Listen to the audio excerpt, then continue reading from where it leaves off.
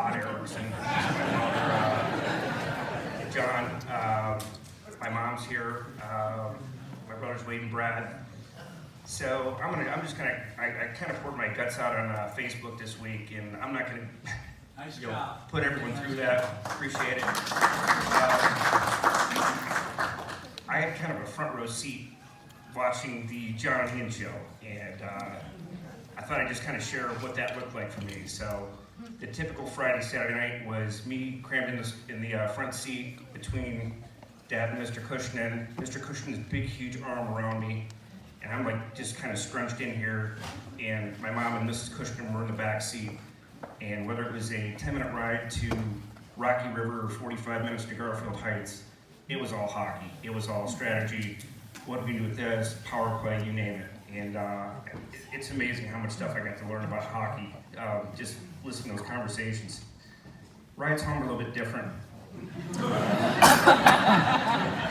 Again, it'd be player by player. It'd be Chuck played well on the penalty kill. Leap had a solid game. Goldberg, I don't know what he was doing in that second period. Hansley, what's wrong with this guy? Not picking on you, Chris, I just happened to look at you. It was the entire roster of 20 guys, just, step by step, what they do well, what could they have done better kind of thing. But they were always looking for ways to improve. So, love those moments in the car. They were awesome. I'm gonna kind of scroll through here. Some of the stories, one of the best things Mr. Cushenan ever did is I asked him to speak to my Mike team. Brought him up from Columbus, and he sat there. We were at this hotel right across the parking lot from the ice rink in Strongsville. So we had 20 kids that were like 7, 8 years old, had all the parents come in. I wanted to share him with these parents in Columbus that were, most of these parents didn't know a lot about hockey. And I'm like, I got to show them where I came from. My mom and dad, they were there, Mr. and Mrs. Cushenan, and he talked to these kids for an hour. Just play other sports, all the great things that he should be telling these kids. But he shared a couple of stories that I don't know if other people heard. And I love Mr. Cushenan, but we never really got all the stories out of him. I know there's some stuff that we'll just never know about, and it is the way it is. It's just it is. So it was kind of funny because he might tell me a couple stories. He might tell Brad a couple stories. He might tell Mel a couple stories, but we never always got the same stories. So I'd love to kind of see what that catalog looked like. So a couple things people may not know is he didn't play organized hockey until he was 14 or 15. At one point, he had to buy his own equipment. He gathered $24, took it to the sporting goods store. He was $1 short. The store manager said, "I'll cover you." So he kept playing. At one point, he got kicked off his team because the captain of the team didn't tell him when practice was taking place. I don't know if the kid didn't want to face him in practice. I don't know if I would blame the kid. But he got kicked off for not showing up. So I don't know why he didn't check the internet either. I mean, it was perfectly sitting right there.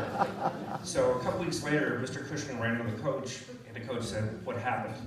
He said, "Well, I never got the memo about the practice." So the coach said, "You know what, put you back on the team." But think about that for a second. If that ever happened, if that was the end of his career, where would we all be in this room right now? We'd be different people. Another kind of interesting thing was that when he was trying out for a junior team, the coach called all the players to the center of the ice. He said, "Forwards over here, defensemen over there." He'd always been a forward, but he said 40 kids skated over to play offense. 3 to 5 players went over to play defense. He goes, "I was no dummy, I wanted to play defense." Ended up making the NHL. Again, another fork in the road that if it didn't go the other way, we may not be affected by him. So obviously he made the right decision.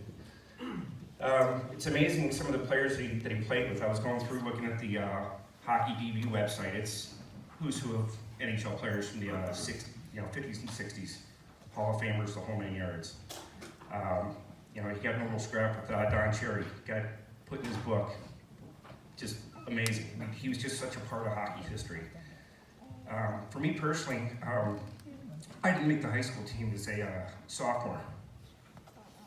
Wade and Brad did. I didn't. I didn't deserve it. And he made me an offer. He said, you can either play on the varsity team. All my friends made it.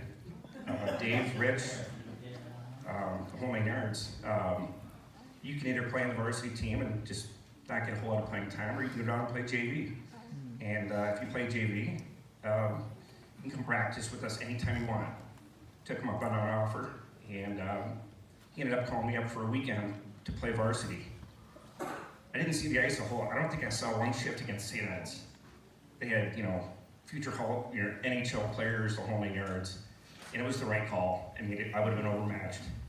But I did have one shift where I had 2 assists against a pretty weak opponent. But he set me up for success, and he always knew that. So, and I think, I'm gonna cut this short. So I think the biggest thing is, he set everybody in this room up for success. He wanted nothing but the best for us. He was hard on us, and he did it for a reason. Because he loved us, and he wanted us to be successful. So, Mr. Cushenan, love you, man. I'm out.